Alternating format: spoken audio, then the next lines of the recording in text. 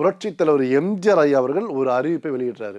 என்ன அறிவிப்புன்னு பார்த்தீங்கன்னா, பொதுமக்கள் பயன்படுத்தப்படும் சாதனங்களால் அவங்களுக்கு ஏதேனும் ஆபத்து ஏற்பட்டால் அந்த ஆபத்துக்கு காரணமானவர்கள் யாரா இருந்தாலும் சரி, எந்த அதிகாரியாக இருந்தாலும் சரி, யாராக இருந்தாலும் சரி, அவங்களுக்கு அரசு சார்பாக கடுமையான நடவடிக்கை எடுக்கப்படும் அப்படின்னு சொன்னாராம் புரட்சி தலைவர்.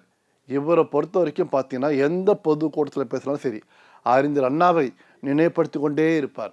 மக்கள் கிட்ட உற்சாக வரவேற்பு. அதே மாதிரி புரட்சி தலைவி அம்மா அவங்க எந்த பொதுக்கூட்டத்தில் பேசினாலும் சரி, அறிஞர் அண்ணா, புரட்சி தலைவர் இவங்களை பற்றி பேசிட்டு தான் அந்த உரையை முடிப்பாங்க. ஏன்னா மக்கள் கிட்ட செல்வாக்கு நிறைந்த முதலமைச்சர்கள் யார்? அறிஞர் அண்ணா, புரட்சி தலைவர், புரட்சி தலைவி. சரியா? மக்கள் திலகம், தங்கத்தாரக இவர்களை பற்றி கூற வேண்டும் என்றால், வாழ்ந்தவர்கள் கோடி, மறைந்தவர்கள் கோடி. ஆனால் மக்களின் மனதில் நிலையா நின்ற இரு வல்லவர்கள் யார்? அவர் புரட்சி தலைவர் எம்ஜிஆர் மற்றும் புரட்சி தலைவி அம்மா அவர்கள்.